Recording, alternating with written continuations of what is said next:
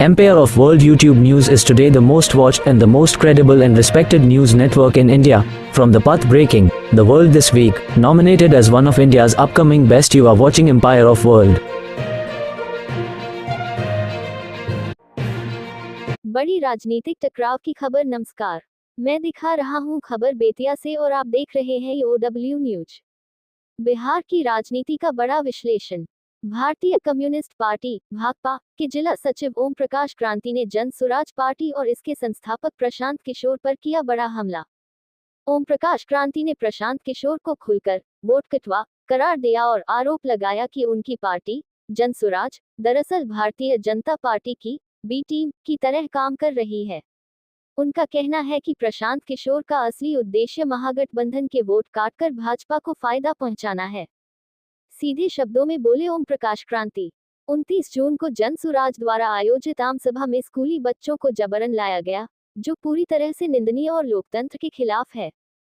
उन्होंने कहा कि पार्टी के पास ना कोई स्पष्ट नीति है, ना ही संगठनात्मक अनुशासन, और आगामी विधानसभा चुनावों में टिकट बंटवारे को लेकर भगदड़ और मारपीट जैसी स्थिति बन सकती है। पैसे पर भी उठे सवाल। भाकपा नेता ने प्रशांत किशोर की फंडिंग पर भी गंभीर सवाल खड़े करते हुए पूछा, इतना पैसा आता कहां से है?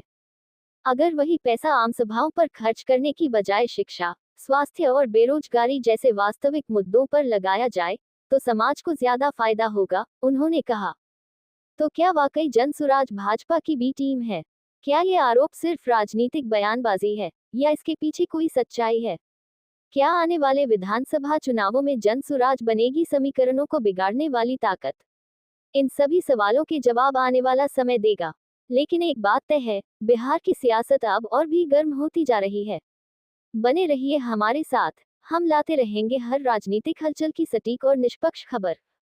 देखिए, हम तो शुरू से ये बात कहते आ रहे हैं कि जन स्वराज जो है वो बिहार के अंदर बीजेपी के बी टीम के रूप में काम कर रही है और जनता के बीच उनकी कोई पकड़ नहीं है। उनके यहाँ जो भीड़ है वो टिकटार्थी लोगों की भीड़ है और इस विधानसभा चुनाव जैसे-जैसे नज़दीक आएगा, टिकट फाइनल होगा, देखिएगा कि सबसे ज़्यादा विद्रोह उन्हीं के दल में होगा, क्योंकि कोई आइडियोलॉजी नहीं है, कोई विचारधारा नहीं है, एक टिकट के असंतुष्ट लोगों का एक जमावड़ा है।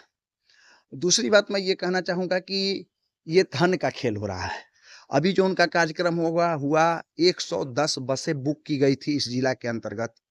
कितना खर्च हुआ होगा? लगभग अनुमानतः जो लोग बता रहा था कि 25 लाख रुपया खर्च पखनाहा के उनकी रैली पर खर्च हुआ है। इसके अलावा 50 गाड़ियाँ उनकी चल चल रही है इस जिला के अंदर, जिस गाड़ी को ब्रांडेड किया गया है, जिस पर उनका फ़ोटो वगैरह लगा कर के, और उन गाड़ियों को 45,000 रुपया प्रति माह भुगतान हो रहा है। आखिर ये पैसा कहाँ से आ रहा है, पता नहीं।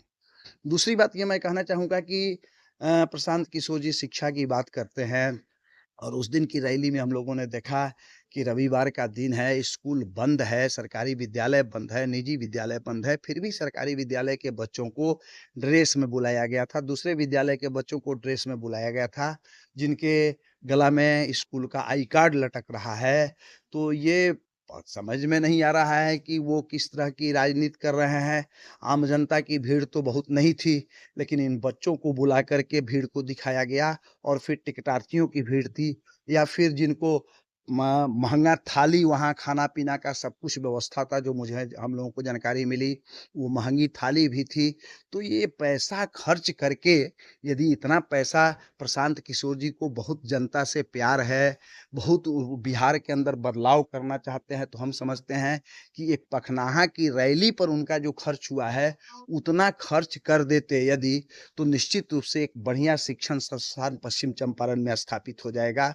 एक बढ़िया हेल्थ सेंटर जो है पश्चिम चंपारण के अंतर्गत स्थापित हो जाएगा, या जो सैकड़ों बच्चियां जो दहेज के अभाव में, पैसे के अभाव में, जिन बच्चियों की शादी नहीं हो रही है, वो 25 लाख में कई बच्चियों की शादी हो सकता है। लेकिन वो ये सब सामाजिक काम का वो सिर्फ ढिढोरा पीट रहे हैं, लेकिन अपने पैसे के बल पर वो राजनीति को प्रभावित करना चाहते हैं। बिहार की जनता बखूबी इस चीज़ को समझ चुकी है, इसलिए देखिएगा कि बिहार विधानसभा चुनाव के बाद उनको वोट कटवा की नज़र से लोग देखेगा।